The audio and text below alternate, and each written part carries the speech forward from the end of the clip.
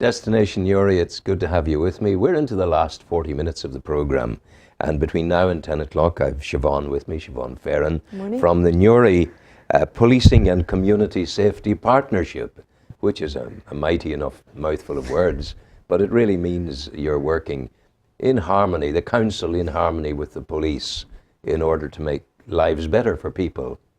That about sums it up, doesn't it? That about sums it up, very much looking at the community safety aspects, and as you say, working with the police in terms of working towards maintaining the action plan that would be developed through both the PCSP and then the police action plan as well, community engagement and all of that. Well, there's an important enough thing, if one considers the crime elements in our society connected with alcohol, and there's a lot of it.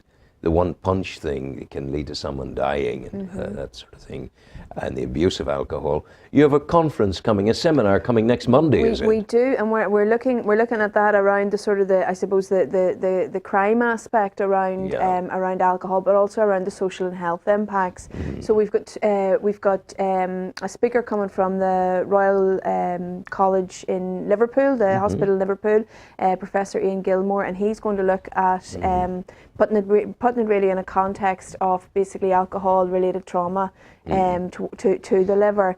He's looking at increasingly worrying trends around patients would be presenting much younger and younger. You would also have the gender gap would be narrowing, in that you'd have a lot more women actually presenting as well. So it is a very sort of worrying way in which it's going. So he'd be looking at that aspect. That's of personal health. Personal health, and then we will be looking as well. Ed Zippler, who works for the Southeastern Trust, he's looking again at different approaches around actually tackling attitudes, tackling sort of self-help issues for people. He very much approaches it from the context of working, maybe with the person who's experiencing alcoholism or whatever, but also the impact on the family, and that has a very wide and sometimes very devastating effects on families as well. Take us on through the agenda. Give us an idea. Yeah, so that said, the burden of health in terms of the harm that drinking would actually cause, that's part of it that we're looking at, and then the different interventions, conversations around how we can actually look towards change. And we do have a civic alcohol and drugs forum here in Newry and Mourne, so it's something that'll be really key for the members of that actually looking at. We've been actually meeting for a good while now, about a year and a half to 2 years, and we're currently really at a stage where we're looking at actually, the idea between the Civic Alcohol and Drugs Forum is actually looking towards that long-term attitudinal change, looking towards making it, that it wouldn't be acceptable, maybe we're 10, 15 years ago it was acceptable to have a few drinks and drive, or it was acceptable to smoke in front of children. Those are the sort of things that, looking towards that sort of long-term attitudinal change and bringing it back down, because alcohol is there to be enjoyed as well. You don't want to be sort of absolutely not, but it's around actually. I find the greatest pleasure from alcohol is the feeling on the morning after that you didn't have alcohol, of total clarity of vision and clarity of thought, and you've never felt better. Well, which is great. There you go. No, absolutely. But as I say, different people can tolerate different levels of it and things as well. And as I say, it is around looking at, as I say, the sort of that attitudinal change for people. But then also as well, because we are looking, and we will have our the Chief Inspector, Davy Beck, will actually be addressing the seminar as well. And again, looking at that very much, the harm caused through kind of maybe alcohol-related violence in the nighttime economy and different aspects of that. So we will be having a whole sort of holistic view in terms of the harm that alcohol can actually impact on society. I note most of the court cases where there's violence involved, when a man has inflicted injury on his partner in the home, it's 9 times out of 10 alcohol related.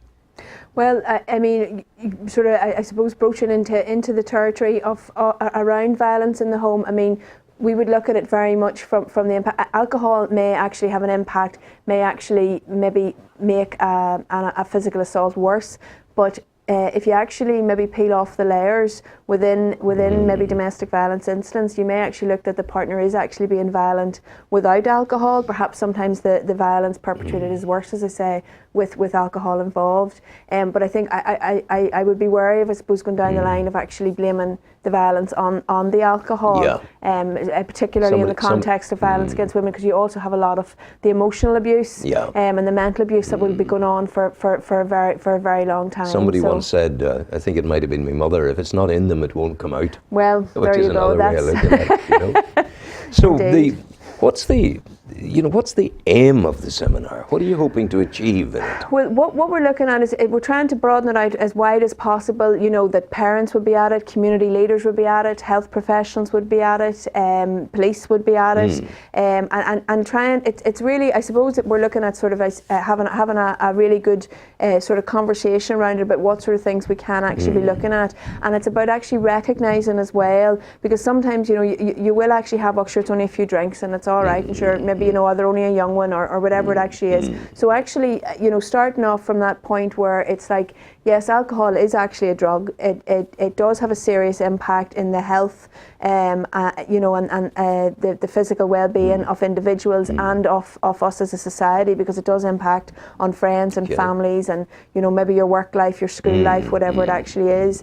And then looking to see what sort of actions we can actually take out of it, what sort of ideas we can actually take forward and sort of promote here in Newry and Mourne. Siobhan, is it an invitation only, or can people apply to come? Oh, no, absolutely. Well, I mean, we are restricted in numbers, so I mean, it would be a case of first come, first served. And I know we probably do have around 15 to 20 places, I think, left at the minute. So where do people contact you? What's the website? If you would go on to the Newry and Mourne District Council website and look for the PCSP, the Police and Community Safety Partnership, you'll see our email address there. Okay. So just send Newry and Mourne website is what? What's it? www.newryandmourne.gov.uk. That's easy. Yes. newryandmourne.gov.uk.